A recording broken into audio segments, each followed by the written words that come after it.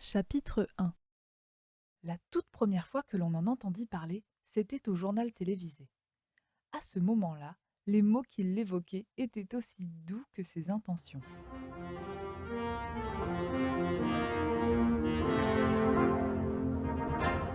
C'est dans le métro parisien qu'une scène touchante a aussitôt fait le buzz en ce début d'été.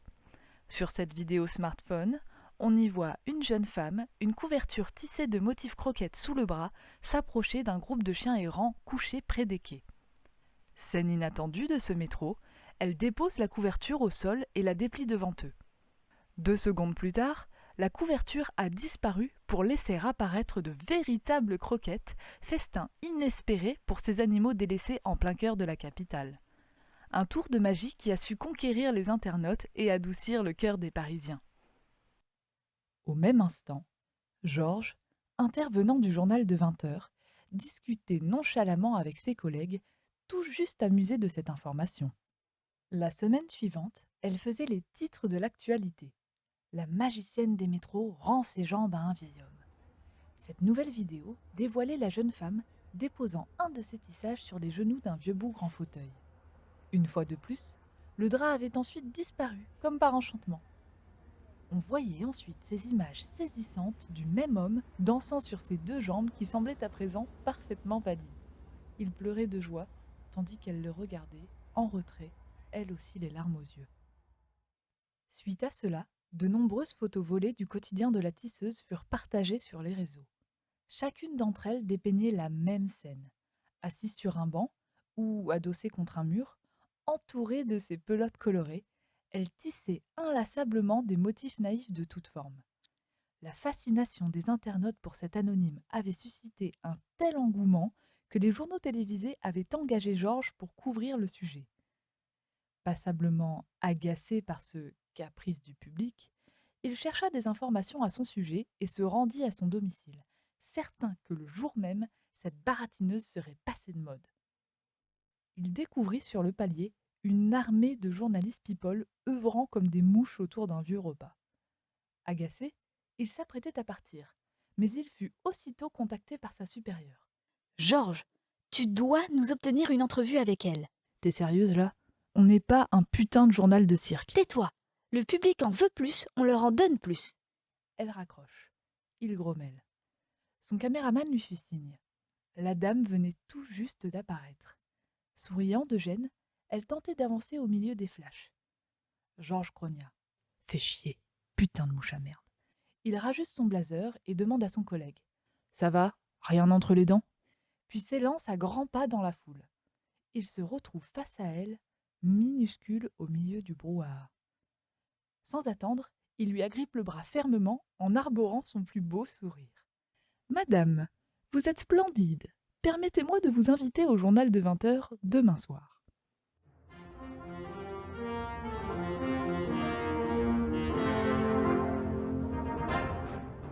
Le lendemain, elle se tenait à leur table, suivie de près par Eric, son voisin, manager autoproclamé qui comptait bien tirer profit de sa voisine.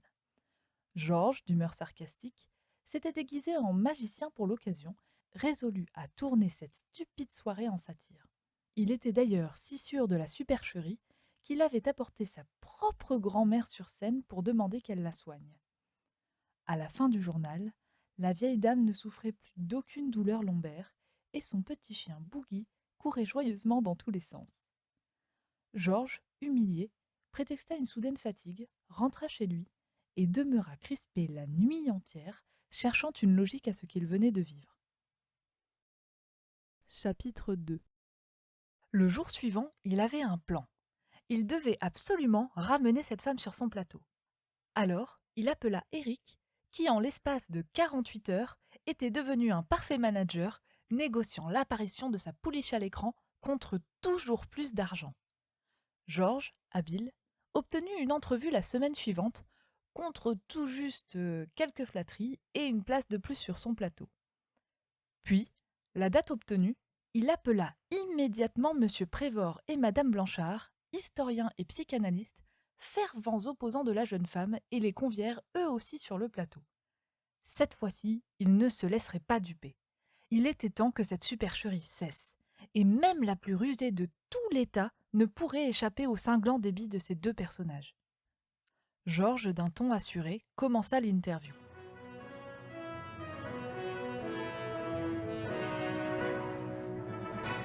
Vous dites dans votre dernier article, la magie est un puissant moteur de propagande pour toute secte qui veut public. Pouvez-vous développer votre point de vue ? Bonjour, monsieur, Répondit l'historien.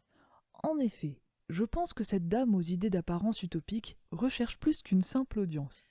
Vous encouragez d'ailleurs les parents à protéger leurs enfants de leur propre crédulité. Pensez-vous donc qu'elle s'attaque à des proies fragiles ? Alors, il est évident que son public l'aime sincèrement, mais je ne remets aucunement en cause leur capacité de penser. Mais je soutiens simplement qu'il est important de ne pas se laisser radoucir par des démonstrations d'apparence naïve. L'histoire nous le rappelle sans cesse. La propagande est aussi faite d'affiches en couleur. Mademoiselle, qu'avez-vous à en redire ? En à peine une semaine, la tisseuse avait enchaîné les plateaux télévisés, les interviews et les démonstrations. Épuisée, elle tenait tout juste sur sa chaise et restait muette. Éric, craignant une chute de popularité, voulut répliquer. Mais Georges, sans attendre, poursuivit. Monsieur le psychiatre, vous avez quant à vous une analyse plus poussée du personnage lui-même et la décrivez comme une identité instable. Dans mon milieu, on sait que l'excès de naïveté est une défense qui veut s'opposer à la réalité, souvent due à un manque de connaissance et de réflexion. Je pense, en effet, qu'au-delà de son éventuel désir d'être un gourou, elle est peut-être elle-même totalement aveuglée par son souhait de rester une enfant. Mais alors, reprend Georges, si l'on vous écoute, on peine à penser qu'une personne aussi fragile soit capable d'enrôler un si large public. L'historien reprend. Vous savez, les mouvements extrémistes apparaissent après les guerres, lorsque la population, brisée, désire retrouver sa candeur et se réfugie alors dans les arts et les jeux. Je pense qu'aujourd'hui, les citoyens cherchent à panser leurs plaies, qu'importe si le pansement est réel ou non. Comme un effet placebo ? Pour fuir la réalité ? Demanda Georges. L'historien acquiesce. D'ailleurs, Reprend le psychiatre. regardez son geste. Elle voile chacun des problèmes qu'elle croise avec des images naïves, comme un enfant qui cache ses yeux lorsqu'il a peur du noir. C'est un cas classique de candeur excessive, dit-elle d'un ton entendu. Tout à coup, un homme dans le public se lève. Vous devriez avoir honte. Cette dame est formidable. Suivi d'une femme. Ouais, vous êtes trop aveugle pour le voir. En un claquement de doigts, la salle s'était transformée en guerre civile. Éric, qui s'était bien gardé d'intervenir jusque-là, brandit la jeune femme à bout de bras et l'agita comme un trophée devant la foule. Cette femme est un dieu, elle est bien réelle. Et la foule l'acclamait. Georges, au milieu du chaos qui se déroulait sur son propre plateau, regardait, ébahi, le morceau de chair inerte secoué par Éric. Toutes les mains semblaient maintenant vouloir la toucher, comme s'il s'agissait d'un porte-bonheur. Soudain, il reçut une chaussure en pleine figure. La main sur le visage, il s'apprêtait à bondir sur son agresseur lorsqu'entre la foule, sa patronne apparut juchée sur une chaise. Elle lui faisait signe de regarder l'écran. Il se retourna tant bien que mal et aussitôt se figea. Quelques secondes plus tard, toute la foule s'était tue et regardait elle aussi les images qui défilaient en silence. Georges, que l'on informait dans l'oreillette, ordonna aux caméras de s'allumer.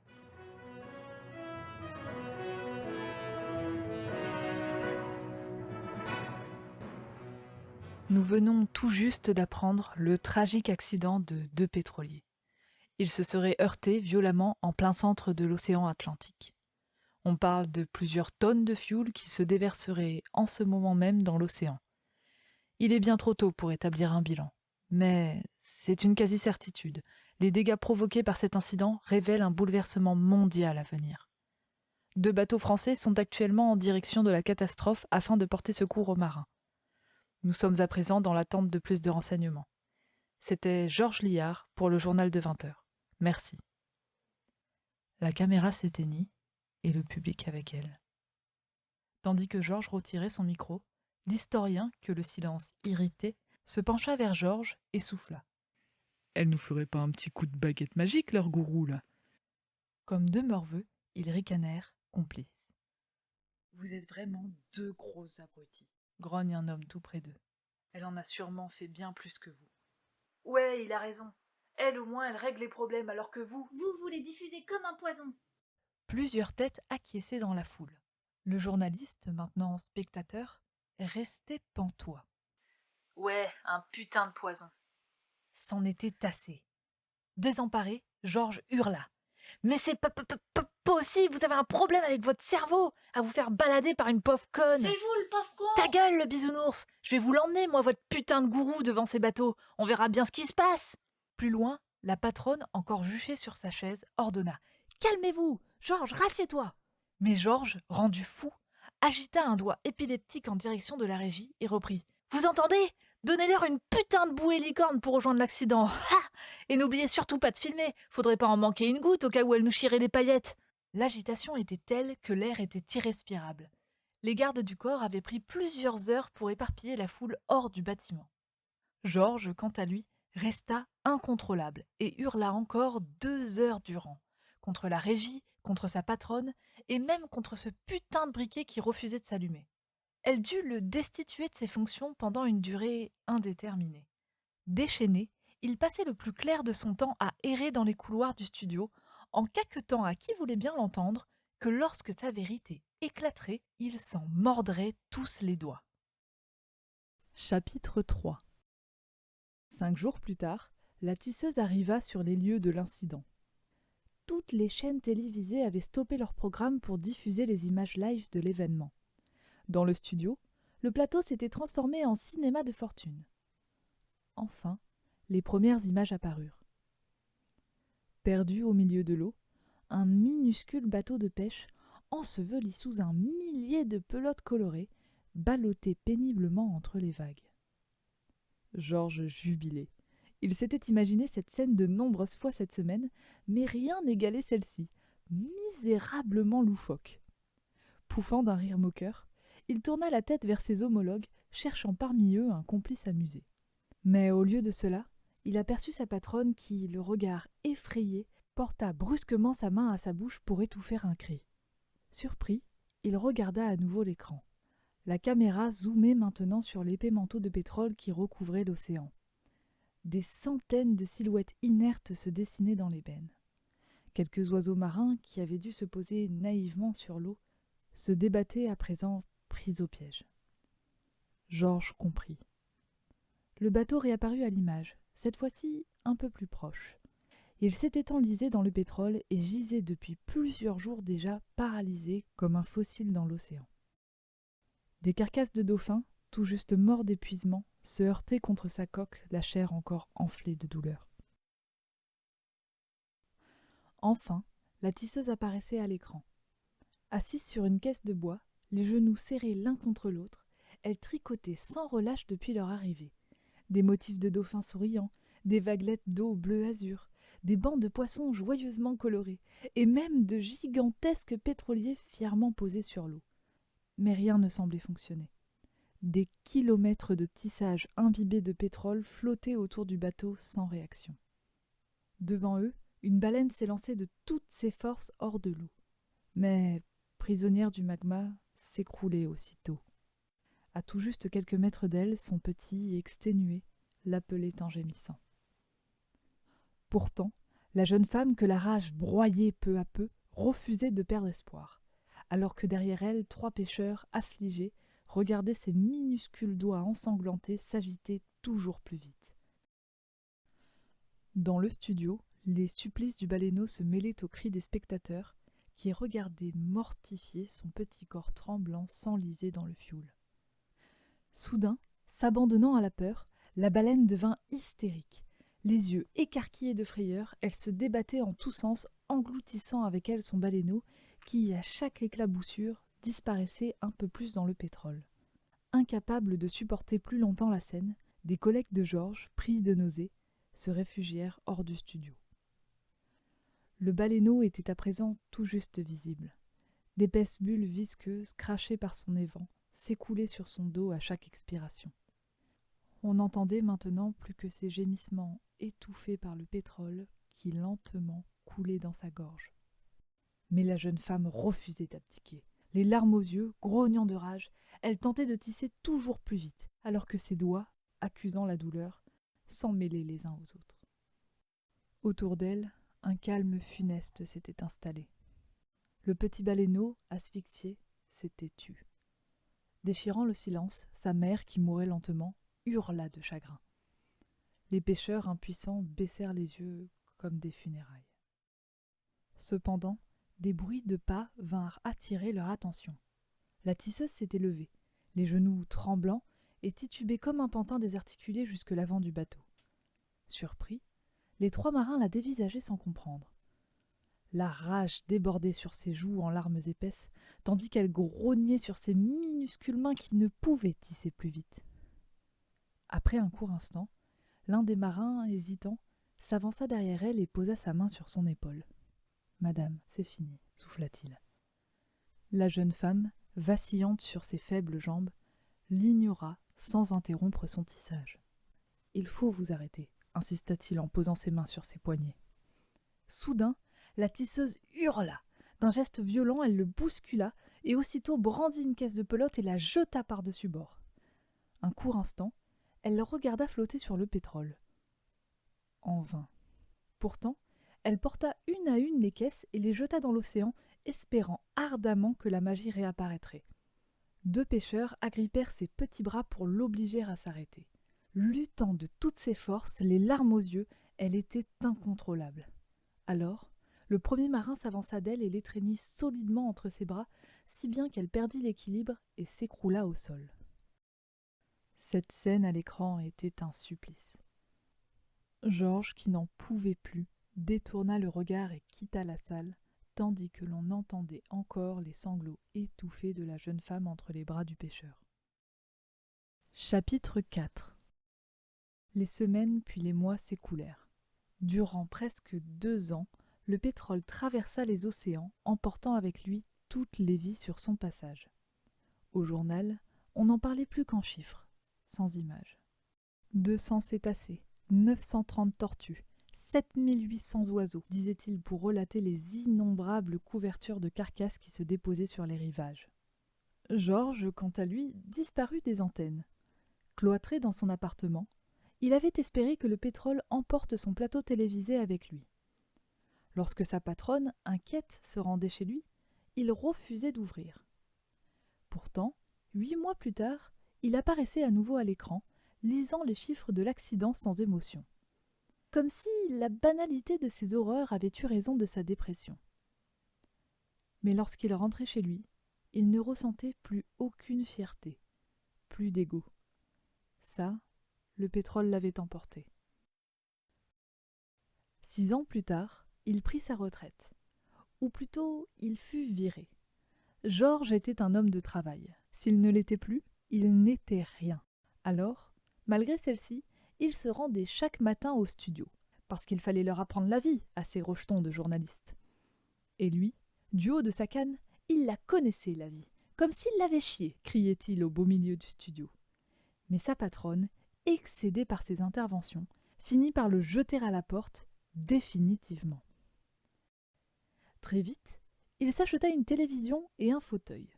Sa vie était programmée. À 8 heures, il y avait le journal du matin sur France 2. À midi, c'était celui d'Arte. De 14 à 17 heures, il jonglait entre la quotidienne et le JT sur Canal+. Enfin, à 18 heures, c'était le journal du soir sur M6. Affalé dans son fauteuil, télécommande en main, il ne se levait que lorsque son corps l'y obligeait. Mais ces dernières semaines, cette position lui semblait de plus en plus inconfortable. Les journaux des mauvais jours, comme il les appelait, se succédaient. Depuis l'attentat d'un groupe extrémiste contre la Chine, des conflits éclataient partout dans le monde. Toujours plus de chiffres, toujours plus de morts. Et cela lui laissait un goût amer, comme celui d'il y a 7 ans. Celui-là même qu'il s'efforçait d'oublier.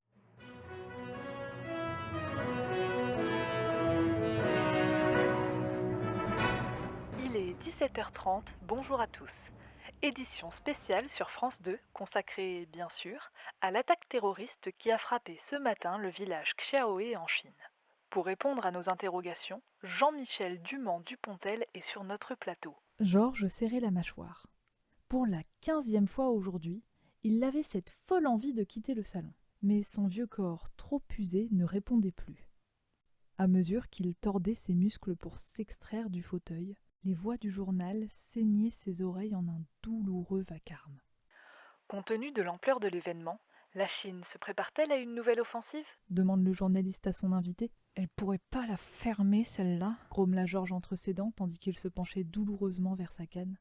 Bien évidemment, il s'agit d'une nouvelle déclaration de guerre. Continua un invité. Mais cette maudite canne qu'il venait tout juste d'atteindre s'échappa de ses doigts pour tomber lourdement au sol. Putain, mais fermez-la ! Rugit-il tandis qu'il s'agrippait au fauteuil, craignant de tomber à son tour. Chez lui, les murs étaient si vides qu'en un écho, son juron lui revint en pleine figure, comme une bonne droite, à s'en briser les os. Tandis que les journalistes continuaient savamment leur discours, Georges réalisait. Pauvre charogne scotché à son siège, incapable d'avancer, hurlant seul au milieu du salon. Il se répugnait. À la télévision, il y avait ce journaliste, jeune, droit. Avec ce cadre noir que créait l'écran, on aurait juré voir une de ces photos de jeunes diplômés souriant fièrement au photographe. Le genre qu'on accroche dans les escaliers au milieu d'un défilé de photos de famille toutes plus niaises les unes que les autres. Aujourd'hui, combien comptabilise-t-on d'attaques terroristes depuis le premier événement ? Demande l'un des invités au journaliste. Environ plus d'une quarantaine. Nous pouvons également prendre en compte ces quelques guerres civiles qui régissent l'Europe ces derniers mois. Répondit le jeune homme d'une parfaite diction. C'est à cause d'elle, Se disait Georges. toutes ces informations, tous ces chiffres, ça s'insinue dans vos os, ça vous détruit de l'intérieur, comme un putain de poison. Cette pensée le révulsa. Un électrochoc traversa son corps, si bien qu'il se retrouva 5 minutes plus tard hors de sa maison, canne en main, les sourcils si froncés qu'il touchait ses pommettes. Il fallait qu'il parte, peu importe où. Alors, il rejoignit sa voiture. Il fallait qu'il roule. 25 ans. 25 putains d'années, se disait-il, qu'il avait passé à commenter tous ces conflits du monde entier. Il aurait pu faire un tour du monde en bateau, ou autre chose, n'importe quoi. Mais non, il a fallu qu'il fasse un tour du monde des emmerdes. Journaliste, quel métier à la con. Il regardait son badge de reporter qui cliquetait au milieu d'autres bibelots accrochés au rétroviseur. D'un geste violent, il l'arracha et le jeta hors de la voiture. Ensuite, ce fut son micro, son smoking, son stylo. Tout ce qui passait sous sa main était aussitôt jeté sur le trottoir. Puis, il ouvrit violemment la boîte à gants et là, il tomba nez à nez devant un vieux post-it écorné. 5 avenue des Lauriers, appartement 18 bâtiment B. Voilà ce qu'il y était écrit. Il reconnut immédiatement l'adresse et se figea. Il se souvenait d'elle, toute petite avec ses yeux immenses et ses tissages. Il se souvint aussi de lui, arrogant dans son grand smoking sombre, prêt à la détruire. Il s'écroula sur son siège, le post-it toujours en main, comme si la bonne droite qu'il s'était prise quelques minutes plus tôt venait tout juste d'agir. Et ce fut un chaos. Après quelques instants immobile, il déposa le post-it sur la plage avant et démarra la voiture. Plus les rues se succédaient, plus il regardait le morceau de papier qui glissait çà et là à chaque tournant. Mais la réalité le rattrapa rapidement lorsqu'il percuta un trottoir, faisant trembler violemment son squelette arthrosé. Il s'arrêta un instant pour reprendre son souffle. Puis, il leva les yeux. 5 avenue des Lauriers, bâtiment B. Aussitôt qu'il posa les yeux sur le bâtiment, une nausée violente lui parcourut le corps. Elle fut si forte qu'il s'étouffa, comme si le flux de pensées qui traversait son esprit cherchait à l'achever. Qu'est-ce que je fous là ? Peut-être qu'elle est encore là, elle. Non, elle a dû quitter la ville. Je fais quoi là ? Comment elle aurait pu rester ? Oui, elle a quitté le pays, c'est sûr. Mais putain, mais qu'est-ce que je fous là ? Alors qu'il tentait désespérément de redémarrer sa voiture, incapable de dominer ses tourments, un bruit attira son attention. Dans son rétroviseur, il aperçut un piéton chargé comme un mulet qui tentait de se faufiler sur le trottoir que sa voiture avait percuté. Mais l'espace était si petit que l'un de ses gros cabas frotta le long de sa carrosserie en un discret grincement. Georges, qui passait maître dans l'art d'étouffer ses émotions par la haine, entendit en ce léger son une parfaite opportunité d'y apaiser ses doutes. Alors qu'il s'apprêtait à se jeter sur l'inconnu tel un vieillard coléreux, il se raidit. Sa proie, qui s'était enfin sortie de l'étroit passage, clopinait lentement jusqu'au vieux bâtiment. Ses deux cabas tapaient sur ses petits mollets, tandis que ses bras accrochés à un corps ridiculement maigre maîtrisaient leur va-et-vient avec une étrange force. Cette proie, il la connaissait, car c'était celle qu'il avait chassée quelques années plus tôt. Ce ne pouvait être qu'elle. Il ne voyait pas son visage, mais non, ce ne pouvait être vraiment qu'elle. Sans la quitter des yeux, il sortit de sa voiture et s'avança dans sa direction. Mais ses jambes, trop douloureuses, le rappelèrent à l'ordre. Agacé, il récupéra sa canne et, sans même prendre le temps de fermer sa portière, s'élança boiteux en direction de la silhouette.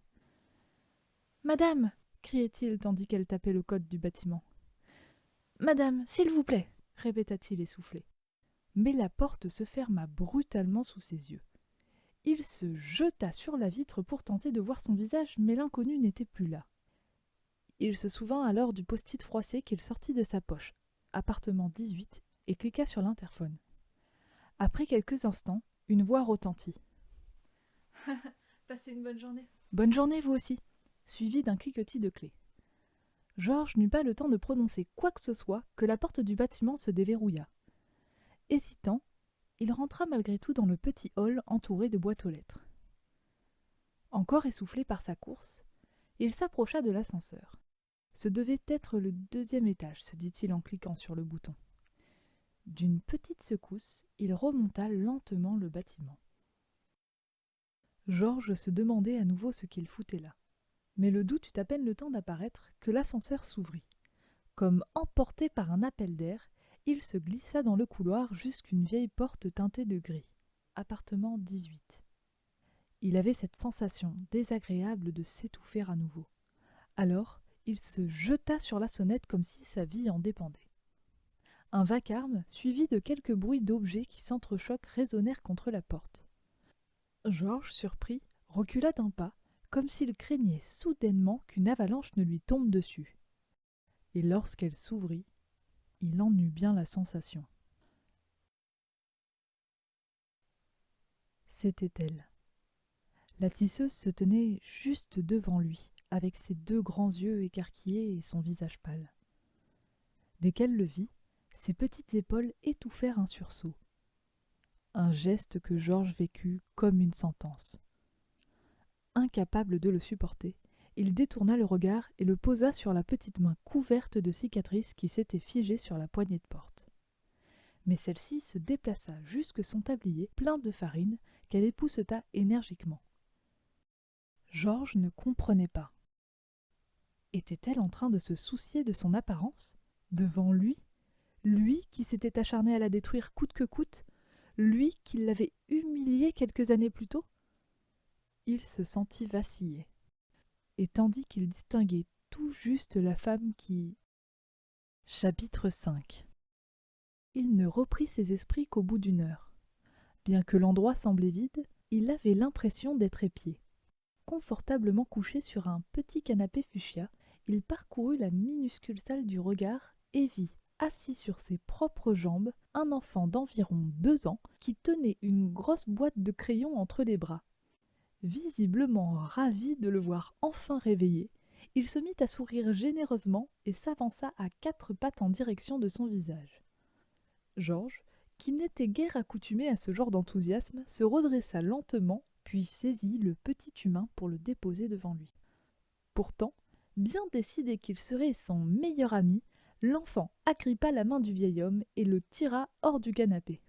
Non pas que Georges n'ait eu l'envie de le suivre, mais il avait si peur qu'il se mette à chouiner qu'il ne se sentit pas la force de refuser. Alors, bien que le petit morveux avait lâché sa main pour s'élancer maladroitement devant lui, le vieil homme continuait de le suivre en bon copain. Mais lorsqu'il atteint le couloir, le mioche avait disparu.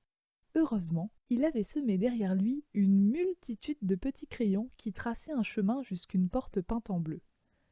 Il s'y dégageait une belle lumière feutrée, comme celle filtrée par de grands arbres en pleine forêt.